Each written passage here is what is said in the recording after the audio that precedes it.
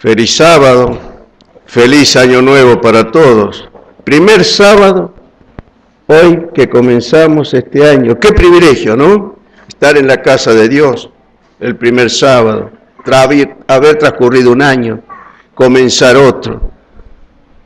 Es un privilegio. Ahora, ese privilegio, ¿cómo lo estamos utilizando?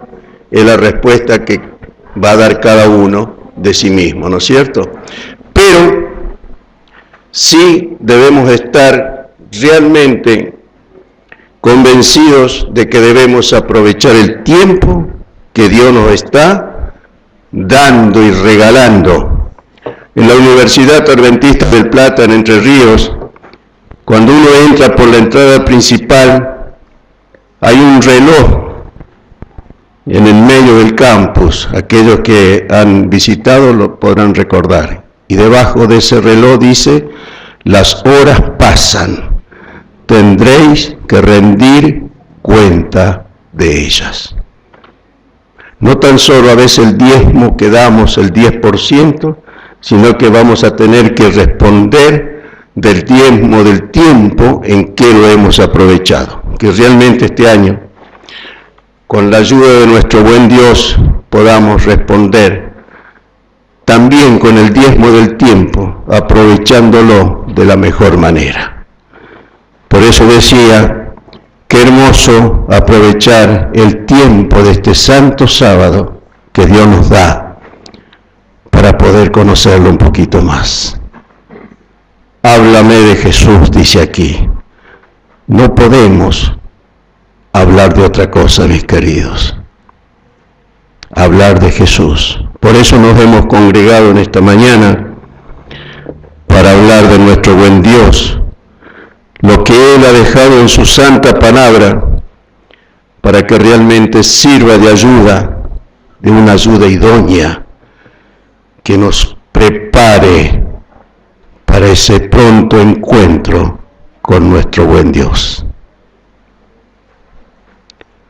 El himno que hemos cantado como introducción a este culto que le rendimos a nuestro buen Dios, Santo, Santo, Santo, está basado en el versículo 3 del capítulo 6 de Isaías, donde allí justamente se decían uno al otro: Santo, Santo es el Señor Todopoderoso, toda la tierra está llena de su gloria. Que todo este recinto realmente esta mañana sea lleno de su Espíritu Santo. Que en tu vida y en mi vida Él esté entronizado de tal manera que el trono del ego, del yo, sea destruido. Es la única manera que vamos a ir caminando por el camino correcto hacia la meta señalada, cuál es la Canaán celestial. ¿Les parece? La visión de Isaías, rápidamente, respetando los tiempos, vamos a ver en el libro de Isaías justamente la visión y la misión que él allí recibió. Vamos a dejar la parte histórica. Cuando Isaías, Dios lo envió en un momento crítico de la historia del pueblo de Israel, cuando por el pecado se habían alejado de Dios, cuando este rey asirio, Tiglat-Pileser III, allá por el año 740, avanzaba destruyendo, matando, y el pueblo de Dios, alejado de su buen Dios por el pecado, había quedado desamparado. Y parecía que todo iba a terminar. Pero en ese preciso instante, Dios envía a Isaías, profeta. Fíjense que antes los profetas eran llamados videntes. Si nosotros vamos al segundo libro de Samuel, capítulo 9, versículo 9, allí encontramos que dice: antiguamente en Israel cualquiera que iba a consultar a Dios decía así: venid y vamos al vidente, porque al que hoy se llama profeta, entonces se le llamaba vidente. Sin embargo, los profetas siguen siendo videntes en el sentido de que con un discernimiento especial eran capaces de ver lo que no había sido revelado al común de los hombres. En visión, los ojos del profeta traspasan el velo que separa este mundo del espiritual. Esa es la misión del profeta. Lo que nosotros no podemos ver, el profeta sí. Ven aquello que el Señor desea revelarle. El Señor podía así revelar el significado de los acontecimientos presentes, el perfil del futuro o el propósito divino referente a individuos o a naciones. Y con frecuencia se daban advertencias, amonestaciones e instrucciones por medio de los profetas. En la visión de Abdías, de capítulo 1 de ese libro, en el libro de la visión de Nahum, el Señor reveló a estos profetas el propósito divino para con Edom y Nínive. Ahora, las visiones de Isaías, que es lo que vamos a tratar muy someramente en esta mañana, atañían principalmente a Judá y a Jerusalén, pero también tenían que ver con las naciones vecinas y con el mundo entero.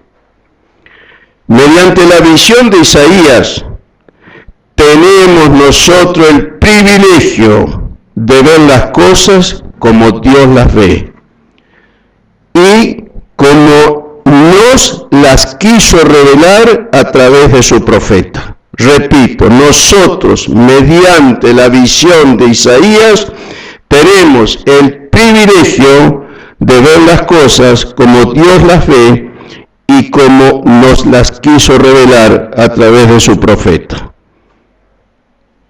Capítulo 6, versículo 1. Yo los invito a que me acompañen en sus Biblias para que así podamos recibir realmente y escuchar la voz de Dios a través de su palabra. 6, versículo 1 de Isaías. El año de la muerte del rey Usías, vi al Señor excelso y sublime, sentado en un trono. Las orlas de su manto llenaban el templo. Dice que allí Isaías, sacudido y completamente humillado después de su encuentro con el Señor, salió a predicar con un poder que tan solo pocos conocían. Esa experiencia fue el verdadero comienzo de un ministerio. Estamos hablando del profeta Isaías, y el llamado que recibió él abarcaba más que el servicio. Y eso es lo que quisiera yo resaltar en esta mañana con ustedes, mis queridos hermanos. Y me estaba olvidando de que hoy nos visitan amigos que por primera vez vienen, de acuerdo a lo que tengo entendido, para acompañarnos en este culto de adoración a Dios. Así que estamos más que felices por esos que han venido y esperamos que no sea la última vez que nos visitan. Y estamos felices y agradecidos también porque nos acompañan aquellas personas que me tocó a mí compartir con el pastor Nazar, que entregaron sus vidas a Cristo hace más o menos un mes, ¿no? Hoy también nos acompañan.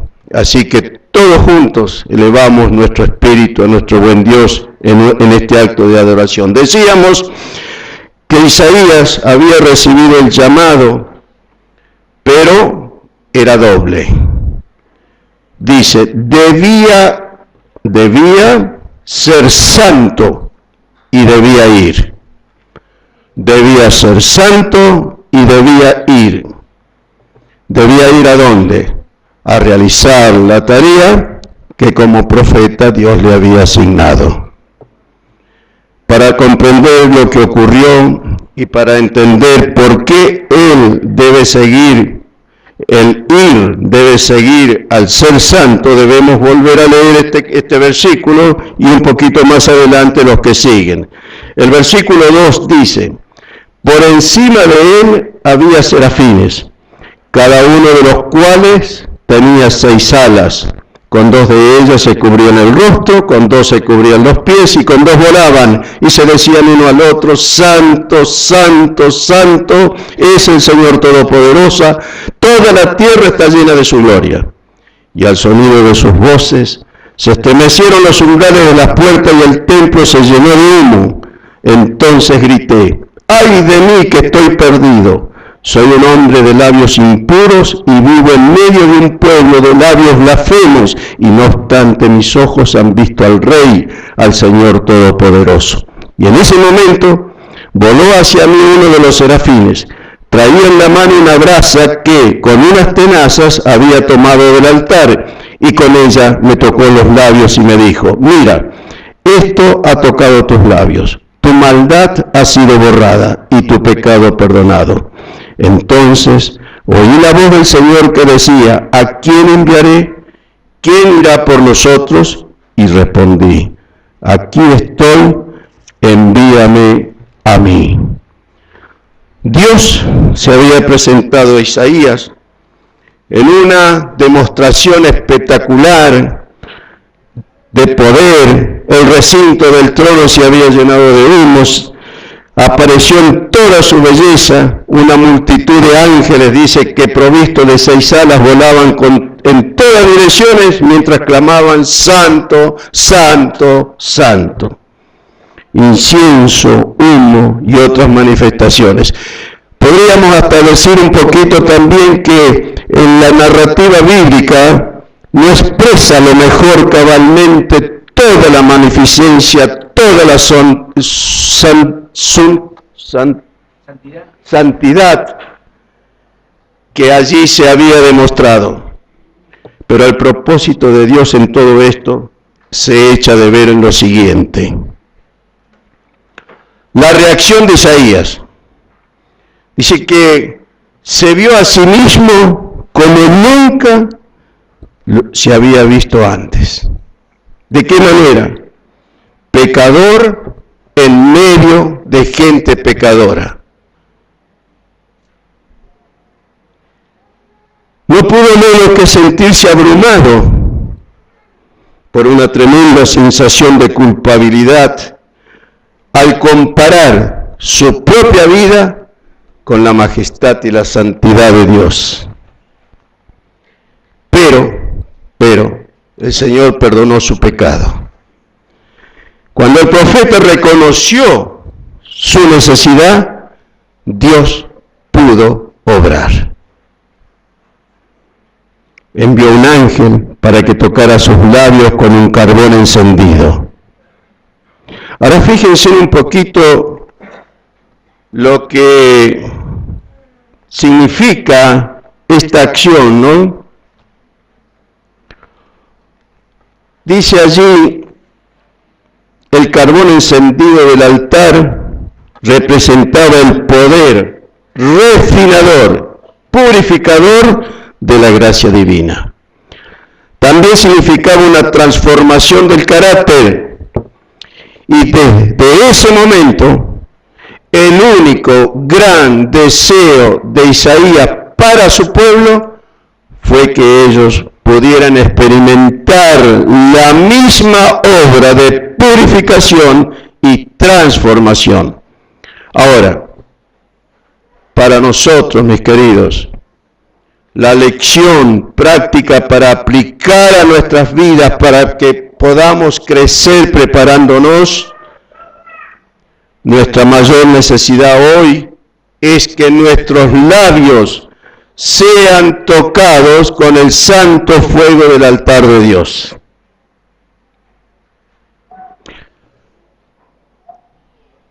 Que nos purifique, así como fue purificado Isaías la necesidad que tenemos igual que Él. Y esto significa que había sido perdonado, purificado y preparado para desempeñar su ministerio. Había sido llamado, sí, pero antes de ir, ¿qué quiere Dios? Que sea santificado, purificado. ¿Qué quiere Dios de nosotros? Sino lo mismo. Podemos hablar, predicar, incluso de aquí enfrente. Pero yo les confieso, queridos, que hace 40 años aproximadamente que con mi esposa Marta hemos conocido el Evangelio allá en la ciudad de Córdoba. Y hemos sentido la necesidad también de servirle al Señor. Pero a su vez sentimos la necesidad cada día más de que esta experiencia de Isaías sea para nosotros. No podemos dar lo que no tenemos. Preparar un sermón, una predicación, posiblemente aquellos que saben teología lo pueden preparar mucho mejor que yo, que soy un simple laico. Preparar esta meditación, a lo mejor uno ya hace la costumbre, aprende sistemas, las maneras, porque hay manuales que enseñan a hacer un sermón, pero de nada valdría si mi vida primero no se prepara para que sea parte de mi vida, valga la redundancia, lo que voy a hablar. Mis queridos, la mayor preparación para hablar de la purificación, de la humildad, de la santificación, de la entrega, es la preparación diaria donde estamos, en nuestras casas, en el trabajo, cuando viajamos. Totalmente las 24 horas del día estar tomados de la vida de la mano de nuestro buen Dios. No hay otra mejor preparación para hablar de Dios. ¿O no, mi querido Raúl? Por eso hago énfasis e hincapié cómo Isaías tuvo que ser purificado, primero perdonado, y de esa manera santificarse. ¿No somos acaso nosotros el pueblo santo de Dios? No porque seamos perfectos, pero sí porque somos separados por el mismo Dios. Nada más ni nada menos. ¿Les parece poco? ¿Cómo vivimos esta excepción? ¿Cómo vivimos este privilegio? Conscientes de la responsabilidad que tenemos para con nosotros mismos, lo que Dios nos ha dado, y aún más consciente de que tenemos que dar a otros que no tienen la dicha que tenemos nosotros de conocer a este buen Dios. Este privilegio, esta fuerza que tenemos en este mundo de pecado, de perversión y demás. Hoy estábamos hablando en un lindo grupo de escuela sabática, donde llegábamos a la conclusión de que si bien la tecnología puede ser perniciosa, puede ser mala y peligrosa, pero usándola bien es un gran beneficio que está al alcance de nosotros. Pero decíamos como corolario de esto, que Jesús cuando oró al Padre pidiendo por su Hijo, que somos nosotros, incluyéndonos, dice: Padre, te pido que no los saques del mundo, sino que los preserves, que los cuides del mundo. Hasta ese privilegio tenemos. ¿Lo aprovechamos realmente? ¡Qué bendición, mis queridos! Entonces, el ángel toca los labios con un carbón encendido de Isaías. Esto significa que había sido perdonado, purificado y preparado para desempeñar su ministerio, como ya habíamos dicho. Es interesante notar que Dios decidió tocarle los labios y no otra parte del cuerpo. Ahora fíjense, Mateo 15:11 dice: lo que contamina a una persona no es lo que entra en la boca, sino lo que sale de ella. Santiago, capítulo 3, textos muy conocidos por todos, del 5 al 10. Ahora descubrimos por qué allí toca los labios, ese carbón encendido por el ángel lo toca. Dice allí capítulo 5, versículo... Hermanos, a ver si me acompañan ustedes, capítulo 3 de Santiago, versículo 5, dice, así también la lengua es un miembro muy pequeño del cuerpo, pero hace alarde de grandes hazañas. Imagínense qué gran bosque se incendia con tan pequeña chispa. También la lengua es un fuego, un mundo de maldad. Siendo uno de nuestros órganos, contamina todo el cuerpo y encendida por el infierno prende a su vez fuego a todo el curso de la vida. El ser humano sabe domar y en efecto ha domado toda clase de fieras, de aves, de reptiles y de bestias marinas.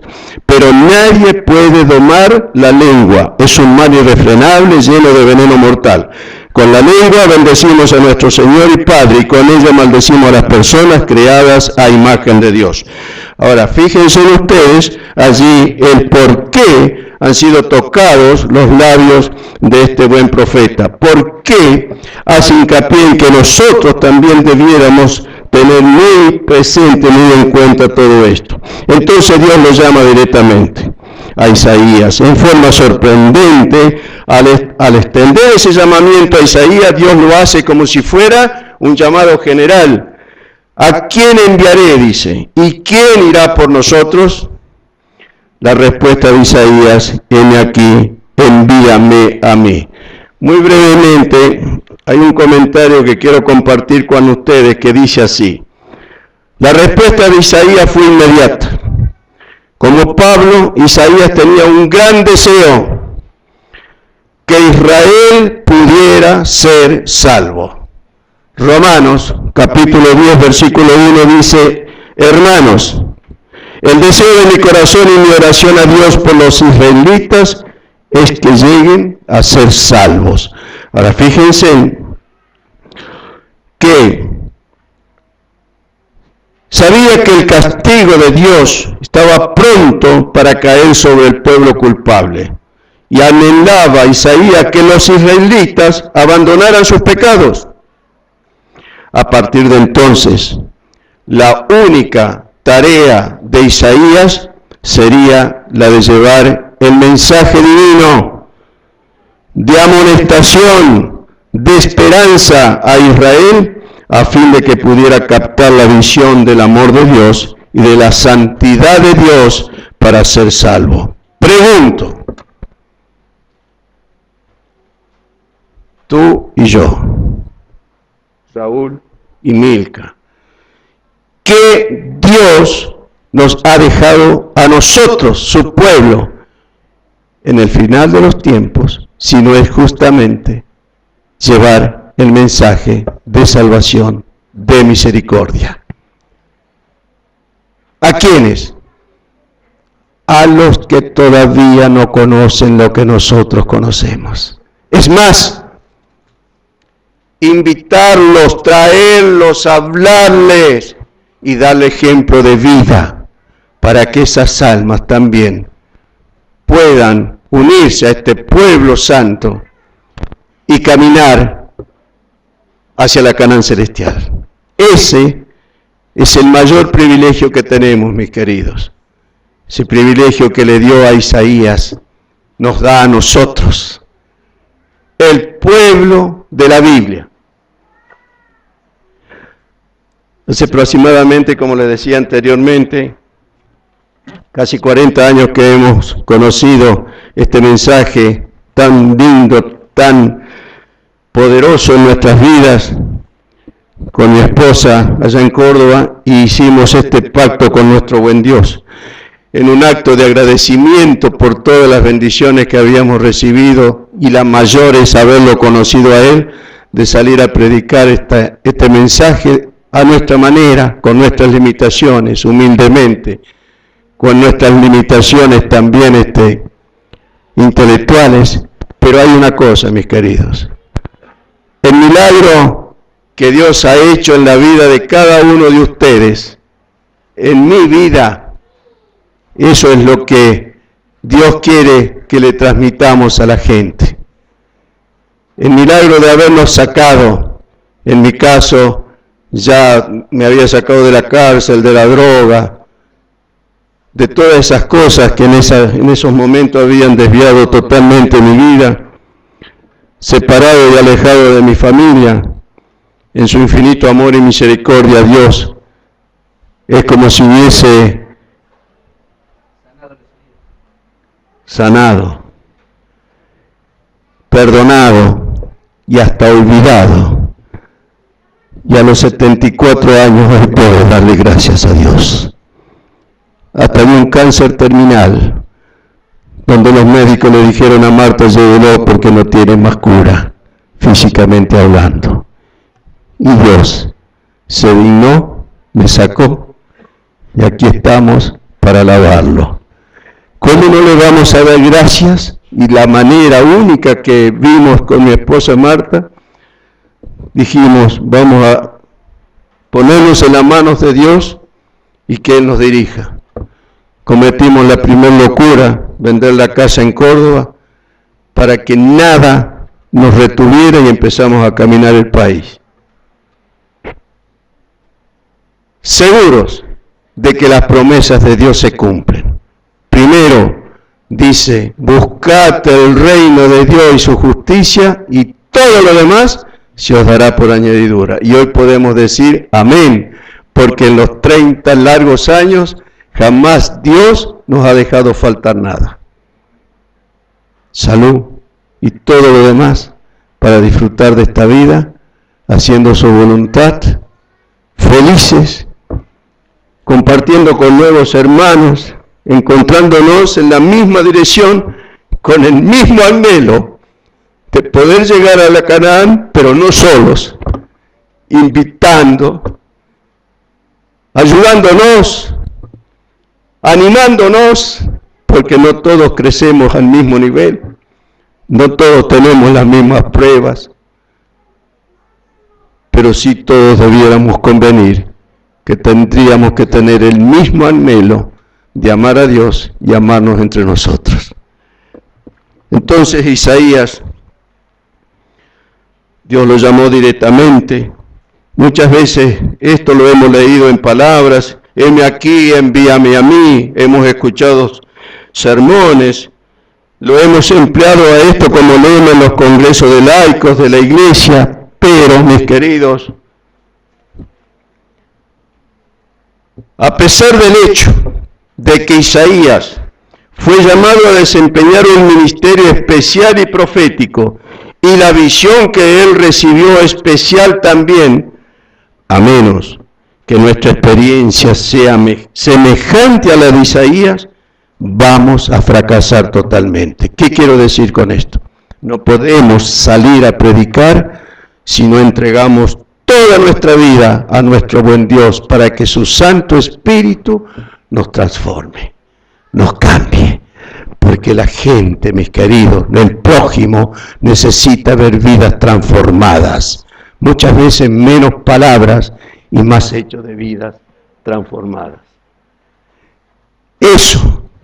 Por eso pedimos las fuerzas que tan solo de nuestro buen Dios provienen y que puede cambiar nuestros caracteres para que esa gente vea y puedan decir, como dijeron de los apóstoles, que predicaron en ese entonces y en menos de 30 años a todo el mundo conocido, no todos se convirtieron, pero aquellos aún que no se habían convertido aceptando el mensaje que los apóstoles le habían dado de Jesús, pero sí dijeron, se ve que ellos han estado con Jesús.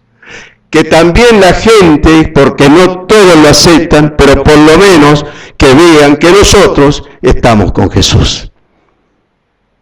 Y esa semilla, cuando Dios disponga, va a dar frutos.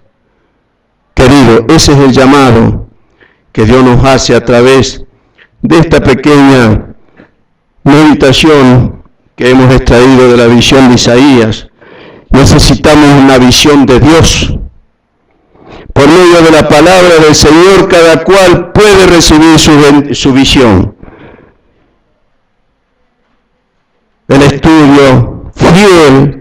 cotidiano de las Escrituras y una vida de oración. Una vida de oración, escudriñar diariamente. Necesitamos vernos tal como somos.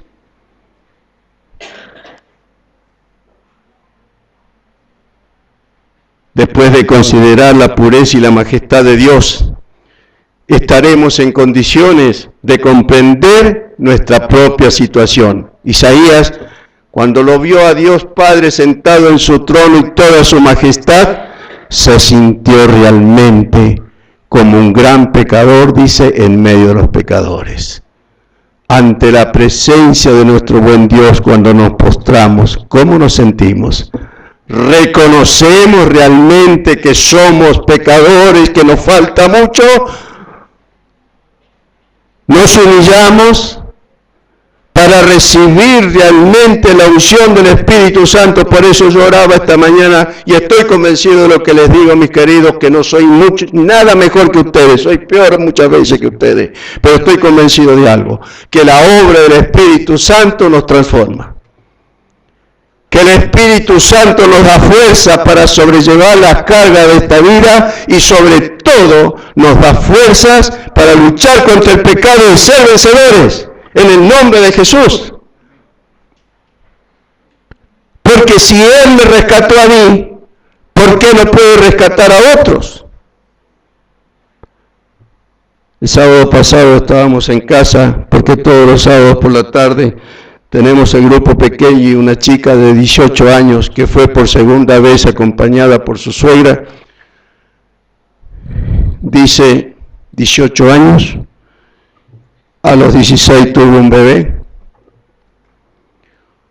Dice, yo la semana pasada me tiré de un cuarto piso y me quise matar. Me tiré del cuarto piso y me quise matar. 18 años.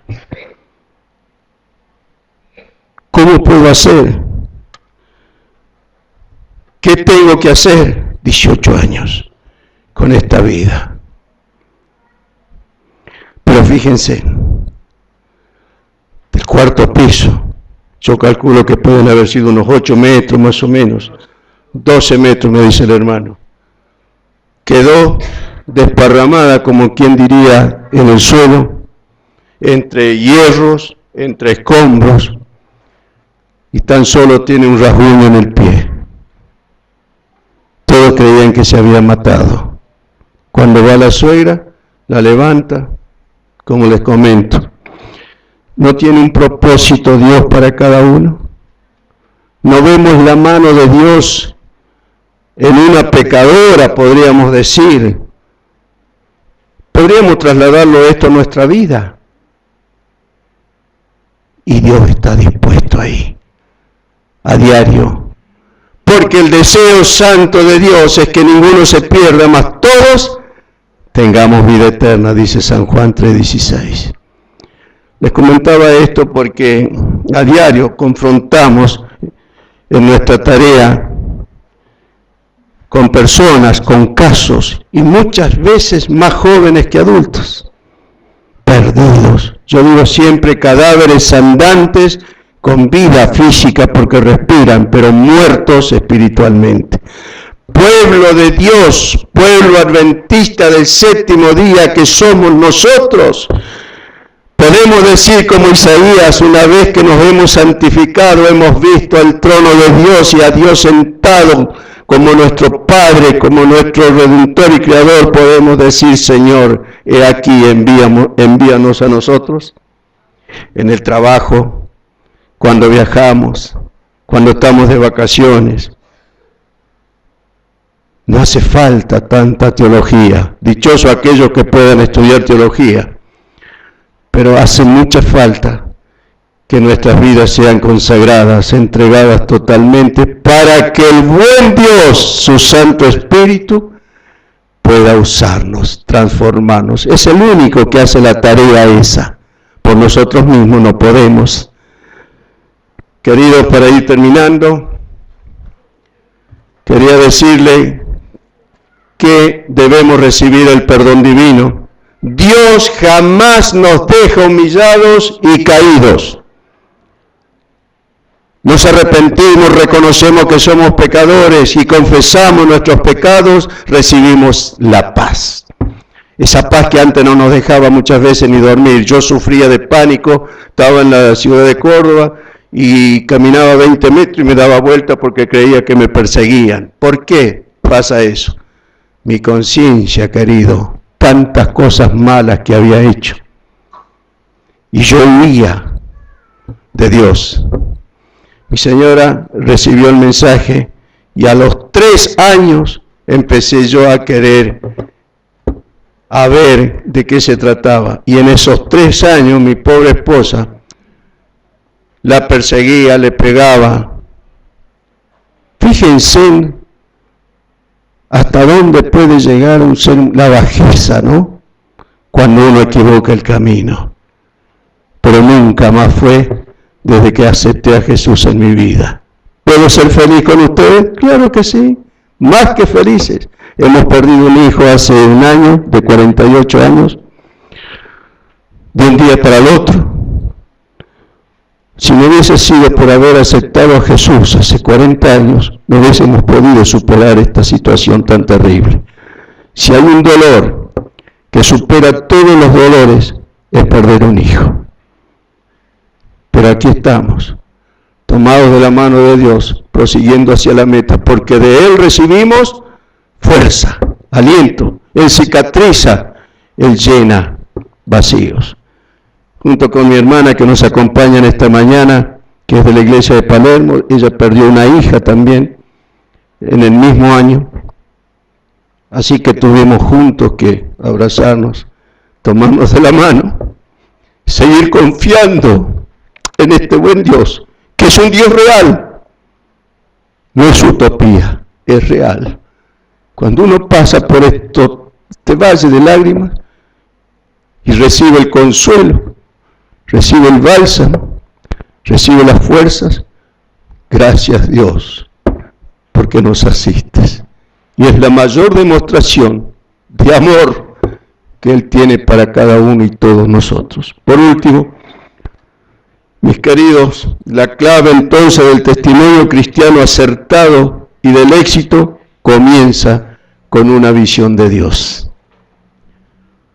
Sin un verdadero reavivamiento, sin una auténtica reforma, ni el miembro de iglesia, ni la iglesia misma estarán cerca de poder responder a la invitación al servicio. Nosotros estamos para servir. Jesús vino para servir. Nosotros somos los seguidores, sus discípulos. Venimos a servir, no a ser servidos. ¿Qué se necesita? Que el pueblo de Dios se une en la actualidad.